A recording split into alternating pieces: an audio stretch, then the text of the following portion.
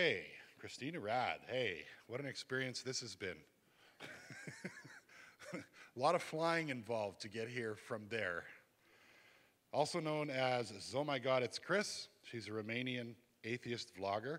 Joined YouTube on September 20th, 2008, and currently has just shy of 85,000 subscribers. That's pretty good. On June of 2012, she joined Free Thought Blogs. Her videos consist mainly of discussions of atheism and critiques of creationism, notably in her video series, How to Be a Good Creationist. She criticizes religion, particularly Christianity and Islam, and religious fundamentalists. It's a real pleasure. Please, a warm welcome for Cristina Rad. Hello, hello, hello. Thank you for that introduction. I have to say that I'm really honored to be here among scientists and philosophers and authors and professors. My only credentials are that I post shit on the internet. Basically, that's it. So my name is Cristina Rad. I am indeed from Romania. There was a lot of drama involved with my flying. I think baby Jesus was pouting or something. But I am finally here. Thank you, Bill, for bringing me here. And on behalf of anybody who ever traveled to another continent ever, please, let's invent teleportation already, because jet lag is a bitch. My brain is on snooze mode, so that's why I'm going to be reading a lot from my talk. My talk has been rewritten last night, all of it almost, so we'll see how that goes. Okay. Let's imagine no religion, because this is the theme. Some 15 years ago, this idea would have scared me to death. No religion, the world would be such a terrible place without it. I mean, without prayer, people would get sick and die in hospitals all the time. There would be starvation in the world, natural disasters. Every day you'd hear on the news about all these violent acts that people have committed, people being raped and murdered and kidnapped.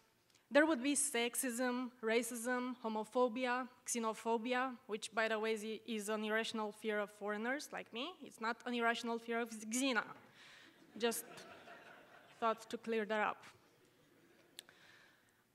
Without religion, there would be probably countries at war with each other.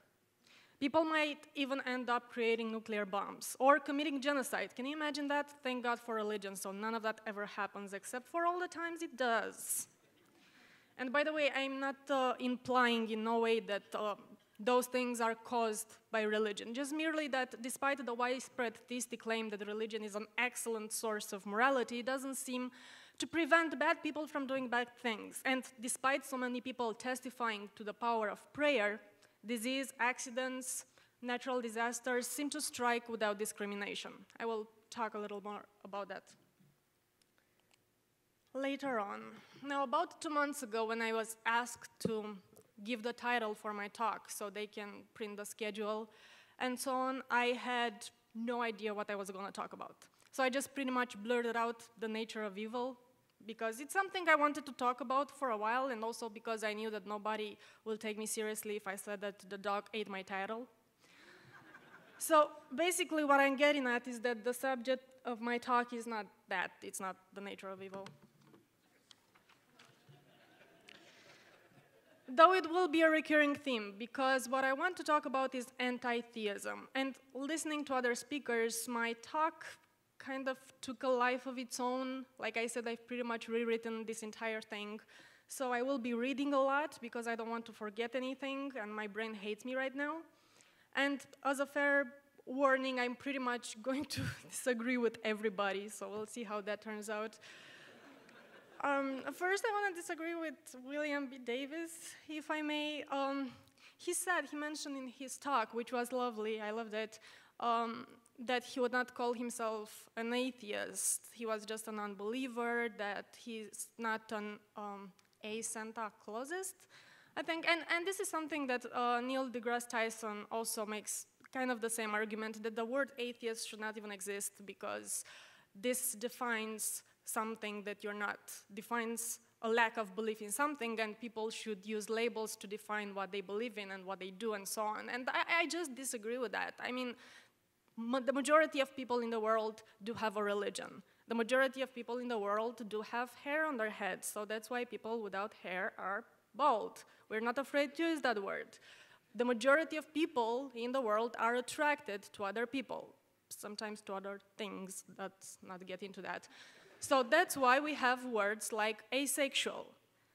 I think that in a world where religion is so predominant, most people do have faith in something, do believe in something, do pertain to a religion. The word atheist is relevant. I don't think we should be afraid of words. Labels are good. Okay, so while atheism is just a lack of belief in gods, anti-theism is an active opposition to theism, and more specific to organized religion. And I know that many people, even after their deconversion, tend to shy away from criticizing something as widespread and deep-rooted as religion, because when you do that, you are bound to offend people, many of whom may be your family and friends. And there's also this general notion that we must respect people's beliefs regardless of what we think about them. I could not disagree more with this. If there was a certain group of people, and trust me, there is, who think that some people are inferior to others because of their skin color, nobody would feel, well, some people would, but the majority of people who are rational people will not respect that. And I don't think religion should be any different. I am an atheist, and I'm also an anti-theist. I've been doing this for years, and to this day, I am still asked, if I don't believe in God, then why do I care about religion? Why do I care about what other people believe in? And frankly, I wouldn't care. But as it happens, more often than not, people's beliefs influence and sometimes dictate their actions. They don't remain limited to mere thoughts. And here is where I disagree with Louise Anthony, who is a lovely person and a wonderful thinker. And there is this one issue that I think she was wrong on. I absolutely believe that religion is promoting patterns of behavior. And while it is true that many theists are wonderful, kind, unprejudiced people, it is a bit absurd to deny that overall religious views endorse bigoted thinking.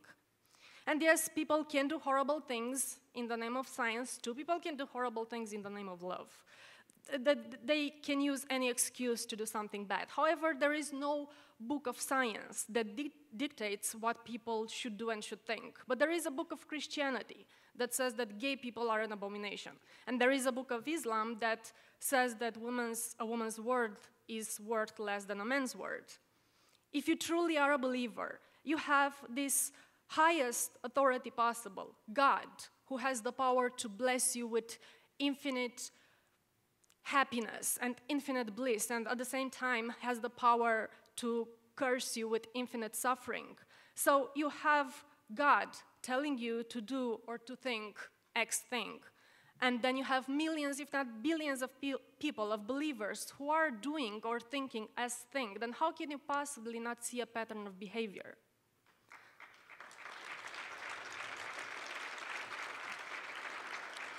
The reality is that religious beliefs are still shaping the world we live in. In this year, in this age, religion is still used as a tool to justify why some people should have less rights than others because of their sexual orientation. Teenagers are still told that contraception is evil, and there are, at the same time, still abstinence-only programs, which we all know always work out great. There are laws being passed that violate women's body autonomy. There are people who still militate and sometimes succeed to bring religion into science classes. Religion still provides an excellent excuse for women to not be even regarded as full human beings in some parts of the world, but something that belongs to a man. So whenever somebody asks me, why do I care, I just have to ask back, why don't you? How come you don't? And by the way, nobody here is claiming that, or at least I'm not, that a secular world will solve all these problems. But I, for one, am certain that it is one step in the right direction, because if nothing else, people will have one less justification to oppress each other or wallow in ignorance.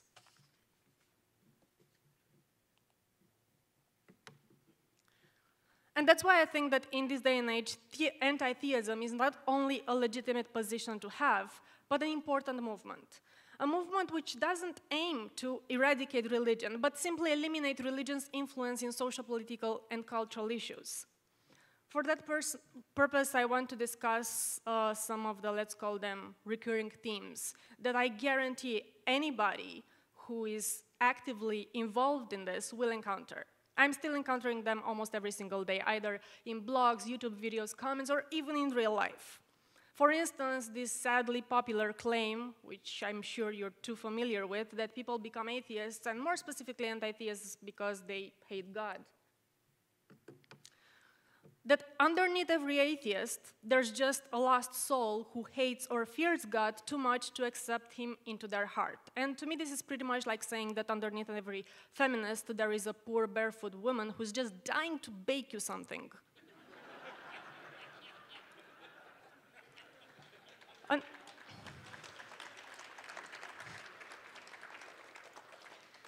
Another thing I stumble upon more frequently than I want to is religious people asking non-believers to prove that there is no God. And I promise this is the last slide with stick figures, I think. I had about 7 of those, and I was like, what the hell am I doing?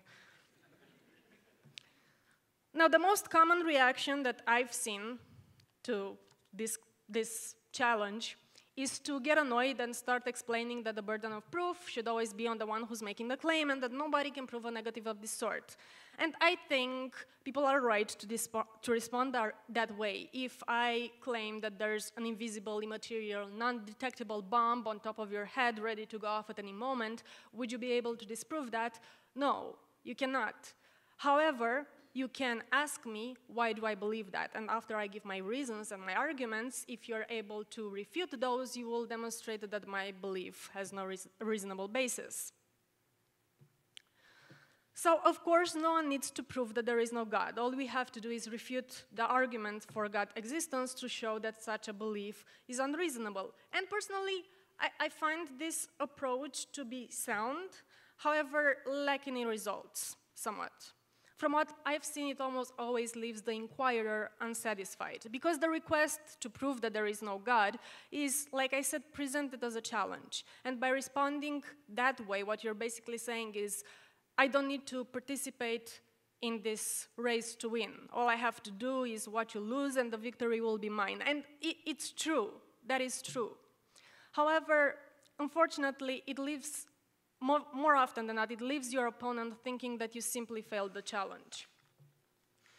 So in my opinion, if we want theists to rethink, to re-examine their system of beliefs, then maybe we should avoid that shortcut. And just to state for the record, to prove something, by definition, means to demonstrate your assertions are true by evidence or arguments. This is the general definition. And since it's impossible to find scientific evidence for the lack of existence of something, we can actually try to disprove the existence of God with arguments. So what I do instead is first simply ask them, what is God? How do you define God? What is this God you believe in? And now, if they say that, I don't know, there's some deist of some form, and they say that God is the universe, or the God is nature, or God is the link that unites us all, I don't have a problem with that. Just pass that joint. I'm fine with it. However, if they say that the God they believe in is the God of the Bible, or the God of the Quran, or Torah, or some other deity that has the attributes of being omnipotent, benevolent, and omniscient, well, that type of God is very easy to refute, because all we need to do is show that those attributes are impossible.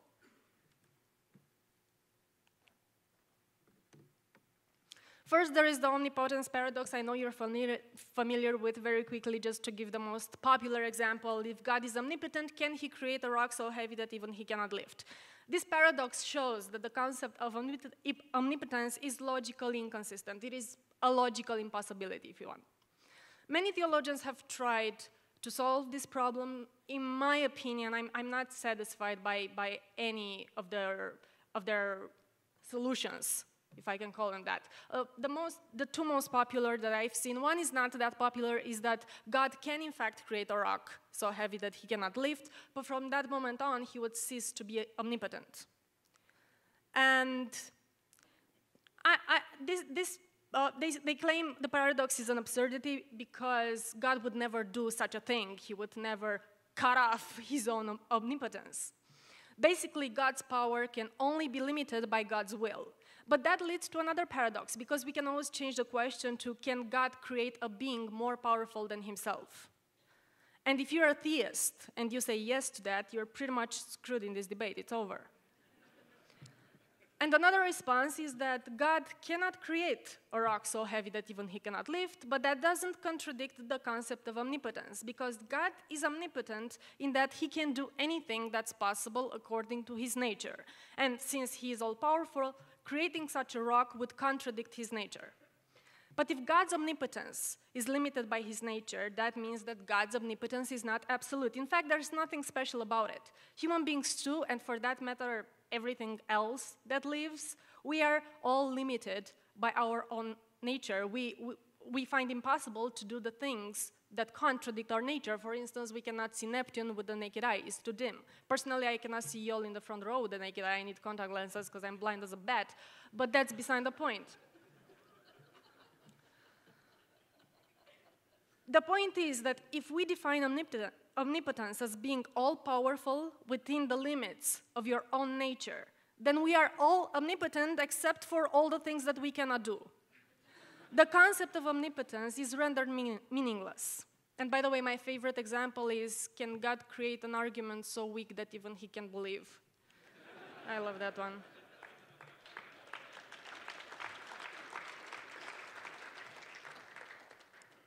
As for God being all-knowing, we don't even need to take a philosophical approach, because the very holy books that claim God's omniscience usually do a good job at contradicting it. And there are many examples of this. It was hard to pick between them, but I chose the story of Noah. You all know it. God decides to destroy the whole of mankind because all people were evil, except Noah, who was a homophobic drunk who set the basis for slavery during one of his hangovers, but I digress. Now, this is a direct quote from the Bible. The Lord regretted that he had made human beings on earth, and his heart was deeply troubled. And later God himself says, "For I regret that I have made them." And now we know the story. Noah makes the arks, he puts the animals in it, God starts doing the rain thing, there's a huge flood, everybody's drowning, the fish are having a party. And then after the flood is over, he creates a rainbow to remind himself not to get trigger happy and kill everybody all over again.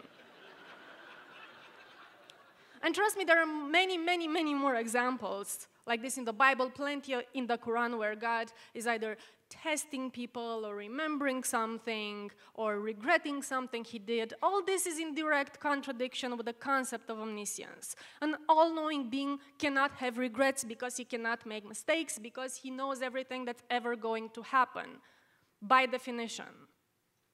And this kind of spills into the other problem of God being benevolent, being all good. And that image is a segment from a larger painting by Hieronymus Bosch. It's actually an illustration of hell, and I chose that because I love this painting for the fact that it used to absolutely terrify me when I was a believer. I was looking at that, and I was having nightmares about this painting. You see, there is little consensus among Christians of different denominations. We saw yesterday how many of those there are. And they love to disagree on everything, but there are two things that most practicing Christians will agree on. First is that hell is a terrible place of eternal torture. You really don't want to go there. And the second is that most people are going to end up there anyway. Jesus actually said that. Now, considering that God knew this before he created Adam and Eve, why go ahead and make them in the first place? Why would a benevolent being create a race knowing that most of its members will have to endure agonizing pain forever? Wouldn't have been a showing of mercy, of kindness, not to create us in the first place and avoid all this unnecessary suffering. If it was up to you, if you had the power to create a village, let's say with 100 children, and 2 of them would have wonderful lives with everything anybody can dream of, happiness their entire lives, and the other 98 of them would endure all horrible things known to mankind, disease, starvation, being eaten alive, every horrible thing you can think of. Would you still create that village knowing that? And more importantly, would you consider yourself benevolent for doing that, worthy of praise and worship?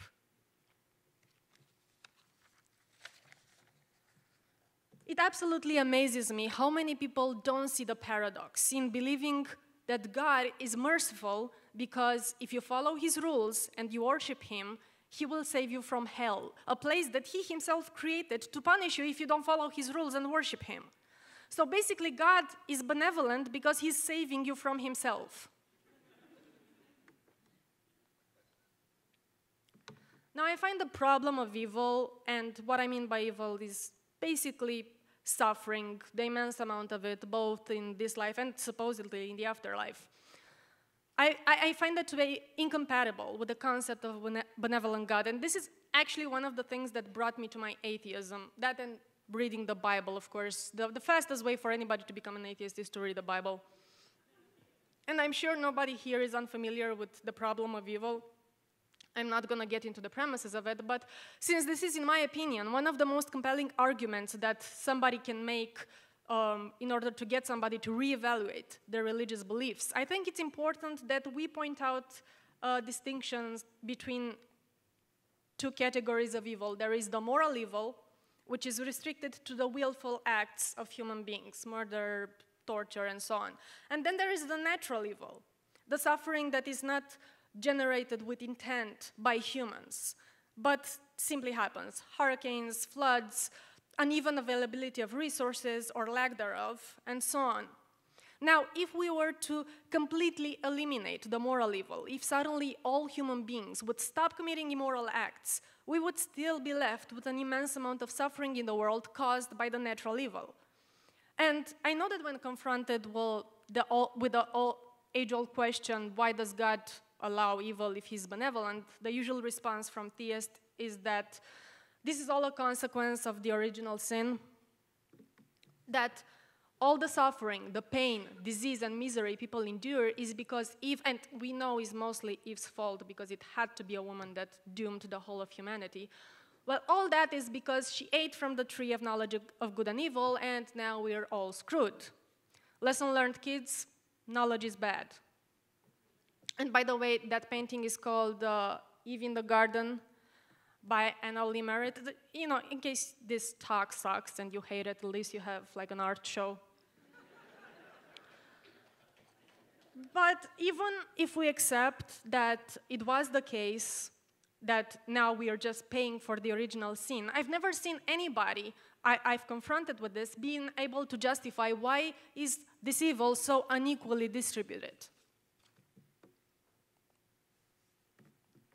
The fact that some people are starving to death while others can throw away food, that some people can take hot showers every day while others don't have clean water to drink, depending a lot on where they live geographically and their access to resources, seems to have a lot more to do with nature than with a righteous deity. And even if we somehow manage to accept that the original sin could justify all this, all the human suffering, what can possibly justify the immense suffering that all the other creatures endure? Animals eating each other alive, living in constant struggle for mere survival. And I know that we watch stuff like this on television, the lion chasing the gazelle or a herd of gazelle crossing a river, and some of them are drowning, and the alligators or the crocodiles catch them. And we watch that, and it's interesting. Some people may find it even entertaining, but that's because you are not the gazelle. If we remove ourselves from that picture, what's left, the entire world, is a carnage playground. Animals don't have a sense of morality, at least not like we do. They never ate that damn apple from that damn tree. Biblically, they cannot be sinners. So then why are they punished so cruelly?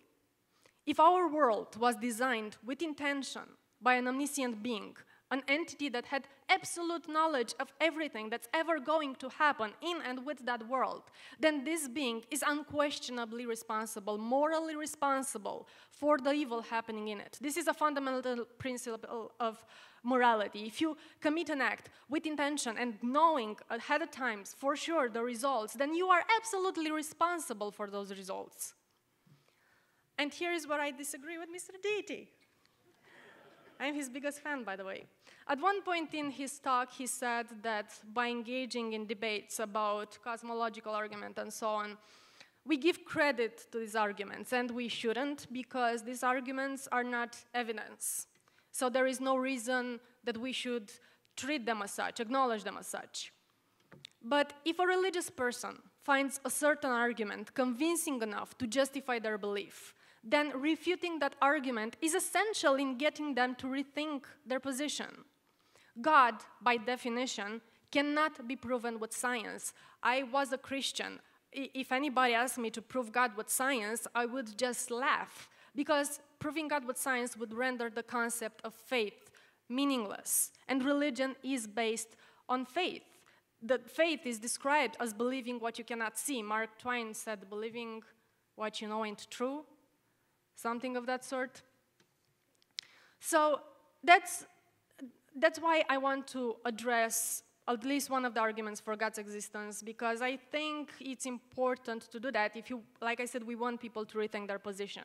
So I want to talk a little bit about the argument from design, or the teleological argument, which in a nutshell is the theistic claim that everything in nature and the way nature works indicates design and intent behind the design.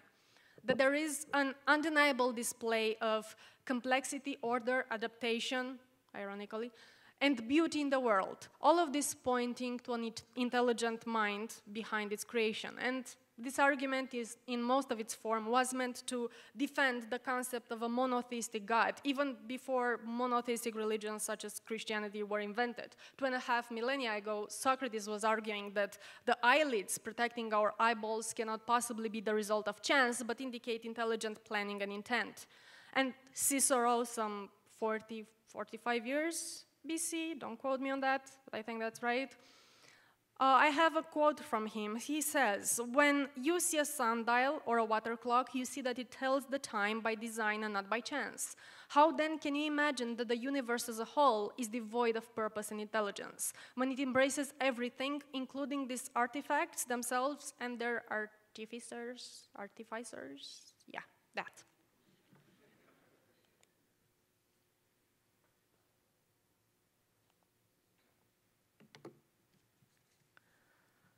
But unlike Socrates, Cicero, and even Paley, who was making this same argument, Paley was actually, his example was if you're, do you know Paley's argument? A show of hands? Okay, so you see the rock, you see the watch, you can see that the watch was created by an intelligent being with intention and for a specific purpose, while the rock is just a rock.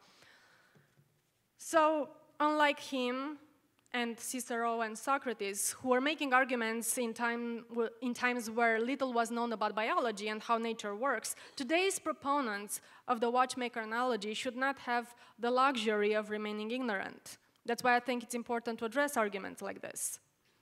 One of the first notable critics was Charles Darwin.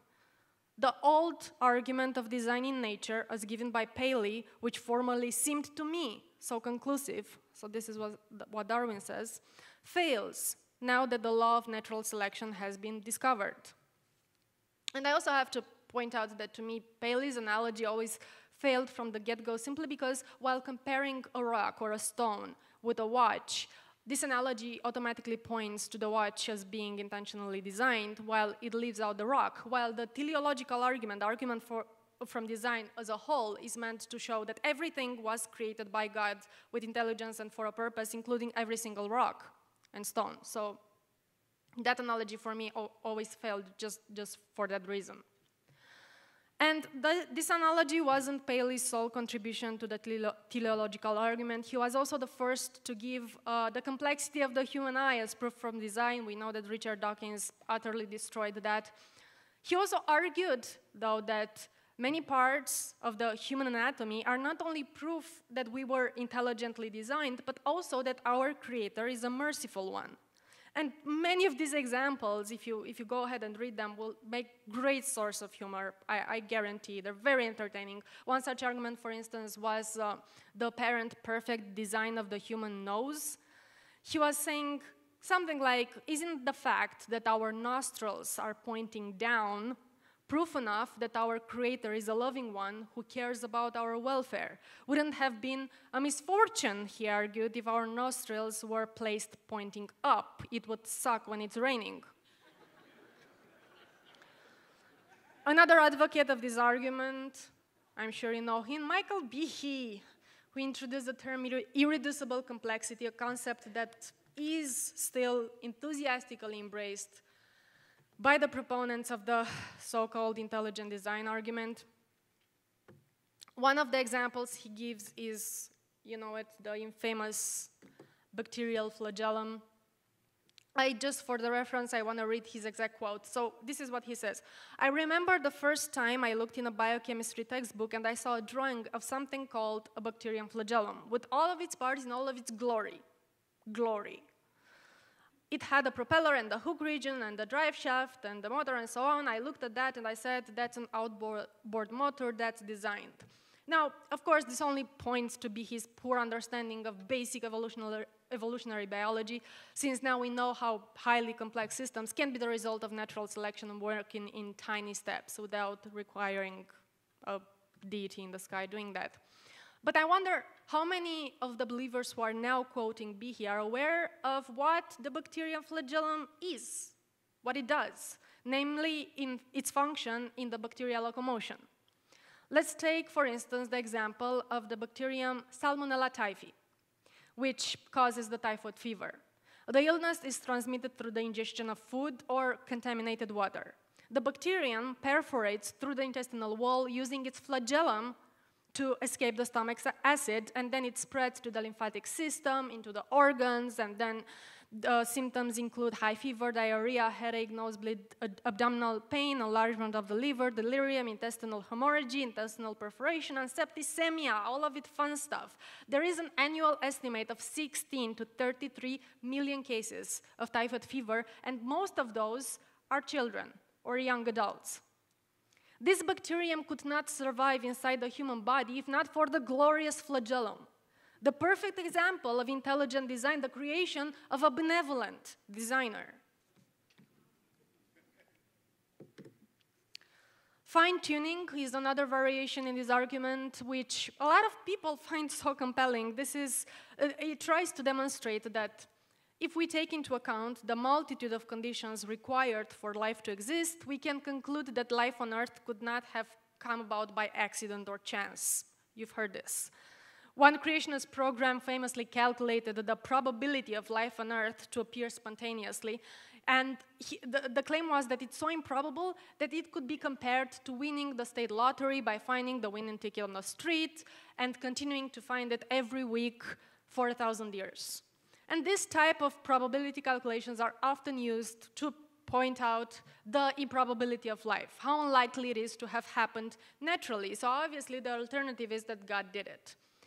But such statistics are so deceiving. Anyone can define a number of situations and events which are highly improbable, maybe almost mathematically impossible, and yet nevertheless have already happened. If you pour yourself a glass of water and look at it under the microscope and select one atom of hydrogen, then take into consideration the size of the universe and the fact that most atoms of hydrogen were formed within the first minutes of the Big Bang, some 13.7 billion years ago. What are the chances of that particular atom to end up in your particular glass of water at that particular time? Try to calculate that, and the result will be that you will prove there's no glass of water in front of you. But leaving that aside, people find the argument from design so compelling because to the ignorant mind, the world simply appears to be designed. So when you present somebody with this argument and with refuting this argument with facts and information that simply doesn't allow them to be ignorant anymore, that, if nothing else, if you succeed in managing to make them think a little bit more, I call that progress, just that. And the argument from design is just one of the theistic arguments that can be refuted just by reason alone, that can be logically dismissed just by analyzing the premises and showing that they are unreasonable. As for the type of arguments that can be refuted with actual scientific evidence, I don't think there's much to say about that. If creationists bring forth the argument that the world was created 4,000 years ago, you just have to point to a fossil and say, hello, fossil. And that's the end of that debate. But that's another type, there is another type of argument that for the person in question does not require evidence at all. And it's something that they don't arrive to by reason, and that's personal experience or testimonial arguments. Well, I was supposed to say something about that. I mean, there's God, an all-powerful being, so he can do anything, will the world at his whatever he wants to do with it, and then he decides to create a fungus that grows from an ant's brain. That makes perfect sense.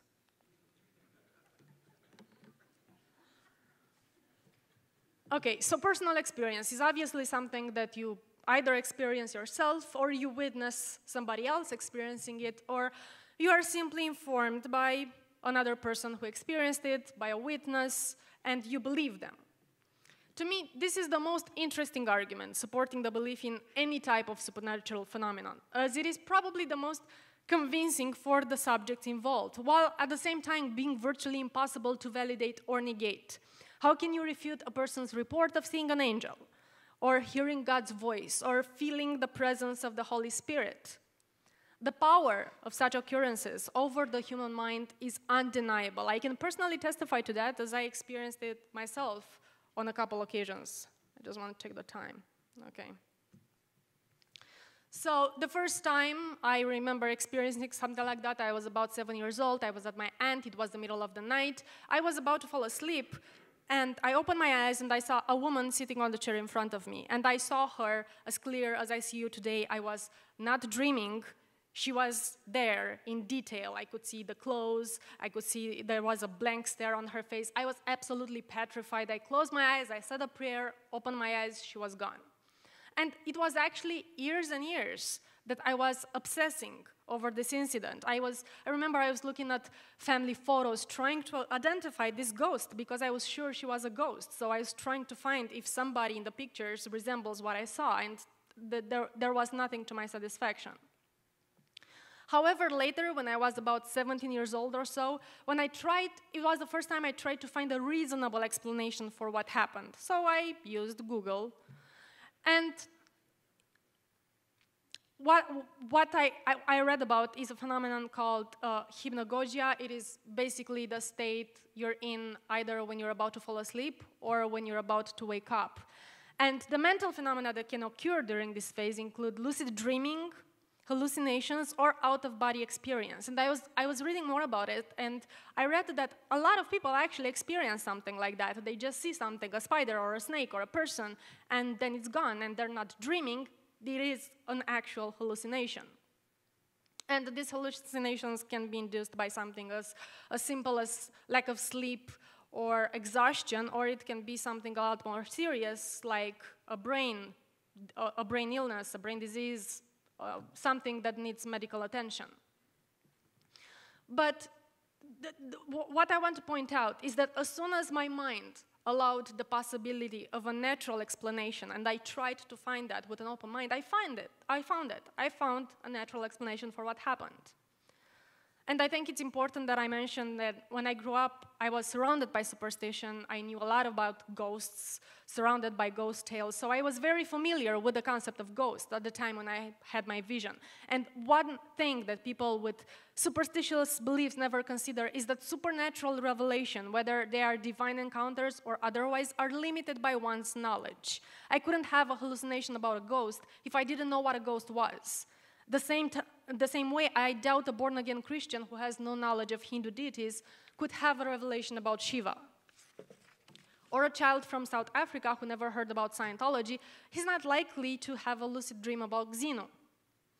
It's not hard to see why people tend to interpret their experiences in a way that fits the world they know. When you are conditioned to perceive reality within a theological context, it is very convenient to find meanings that are compatible with your own mindset.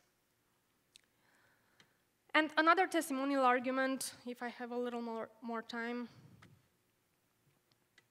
is the argument from apparent miracles, which I don't know if do you know what this, the miracle of Damascus? This is actually a miracle approved by the Catholic Church.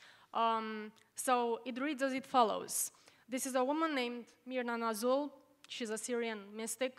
So Myrna experiences visions of both the Blessed Virgin Mary and Jesus. In many of her ecstasies, she's experienced the stigmata. She has suffered Christ's wounds in her hands, feet, and side, and the crown of thorns. Her skin exudes 100% pure olive oil with healing properties. It has secreted from her face, ears, feet, neck, stomach, and eyes during her ecstasies. This phenomenon is unexplained to scientists and psychologists. If you're unfamiliar with this, I strongly suggest you watch the footage of Myrna because it is absolutely fascinating how they still believe this is a miracle when all her wounds appear while she's under a blanket. She's filmed on video. The oil that she supposedly secretes from her body happens only after she rubs her hands together and then she rubs her face. Plus, there's this, I don't know, wild idea that if it's 100% pure olive oil, it probably came from an olive, just saying.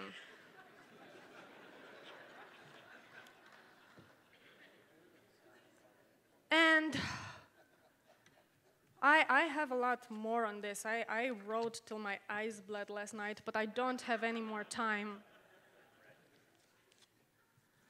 The point is that I think these arguments are important to be addressed. I think anti-theism is important, and I think that if we see the demographic of non-believers increasing, it is because people are actively trying to do something about it.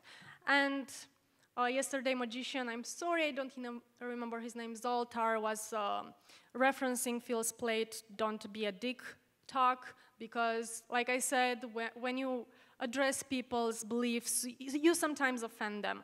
I'm not saying that you should be a dick, I'm just saying that maybe we shouldn't be pussies when it comes to that. And the sexism of this saying is not from me.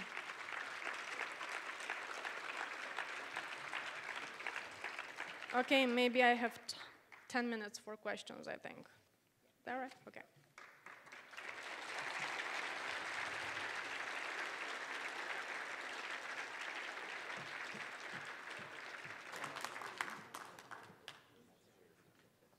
Welcome. Be gentle. I will, I'll try. Welcome, my name is Darwin from Vancouver, BC Humanist Association. And I just wonder if you could talk about the state of Romania, how that's progressing, skepticism versus faith, the government, is it for or against one or the other, and how the younger generation versus the older generation, how it's coping, and so on and so forth. Thank you. Yes, Romania is a very religious country. We are Christian Orthodox. I think at the last census that I saw, about 98 point something of all the people were religious, either Christians or we have about 2% Muslims, I think, and like 1% pagans or some other weird religions, and under 1% people with no declared religion.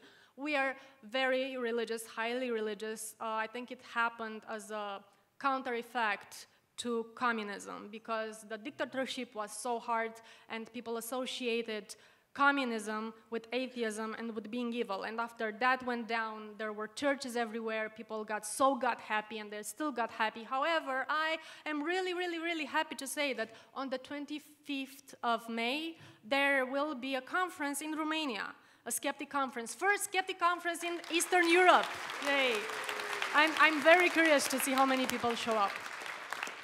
Hey, Lauren. Hi, I have a question. How did you get to be so awesome?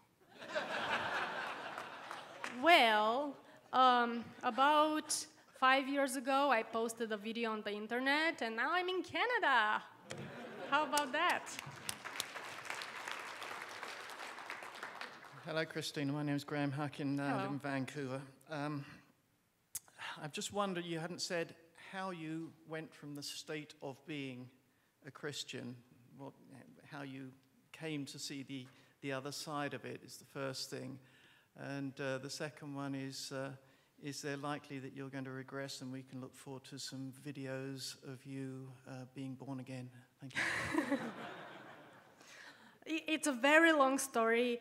Losing my religion was very hard. I was a fundamentalist. I would go to the church 3 times a week, every Friday, every Wednesday, every Sunday, up until I was some 14 years old. When I noticed some corruption in the church, I didn't like my church anymore, so I tried to switch churches. I didn't find what I wanted from any church. I simply didn't like the priest, didn't like what was going on. So I decided I'm not going to go to church anymore. However, I still wanted to be close to God and Jesus. So I started to read the Bible on my own, and that's what happened. I actually remember one time I was actually telling this to a friend. I was sitting in my room laughing my ass off, reading about how bats are birds. Maybe you remember the passage in the Bible, the unclean birds that you should not eat, like the hawk and the vulture and the bat. It was super cute. So my mom was asking me, what am I laughing about? And I'm just reading the Bible. Hi. I have 2 questions. One is, I'm glad you mentioned the personal experience thing, but if you say, well, that could be a hallucination or whatever, it's really insulting to people. Okay. And how do you deal with that, right? Like, how do you phrase that? Or, I mean, maybe it's impossible, but... I'm actually one of the dicks. I'm not afraid to be insulting. And this idea that people will never change their mind if you attack them is not really true. Maybe people will not change their mind during a direct confrontation, but after that's over and the heat is done, they're still left with your words. I actually had a conversation just a couple months ago with a friend of mine, and I was yelling at him for 2 hours about gay marriage. And 3 days later, he told me that, okay, I still think gays are like kind of disgusting, but I'm okay with gay marriage, which is progress for me. And that happened while I was yelling my ass off at him, like literally. Well, not literally. Sorry for that visual. My other question quick is, you're from Eastern Europe. I wonder if you're familiar with the Medjugorje stories, if you've ever been there. With the magic what? Medjugorje stories? No, okay. I'm not. Just that slide reminded me of that. Well, maybe I will be after the talk is over. Hooray for Google. Thanks. I was just wondering if you could paint us, I guess, a picture of the rest of Europe as well. I guess I know it's a varied mix of a lot of different cultures, but is secularism on the growth generally in Europe? Is it stagnant? Is it suffering? If you could. Well, it depends on what part of Europe you're talking about. The Eastern Europe is very, very religious. However, you have countries like Norway and Ireland and Switzerland, and they're mostly secular. So Germany is also growing to be very secular. They hardly, I mean, they still supposedly believe in God if you look at like demographics and stuff, but they don't practice it. They don't go to mass. They're not against the gays. So from that point of view, it depends on the region of Europe. Thank you. Yay, I'm done.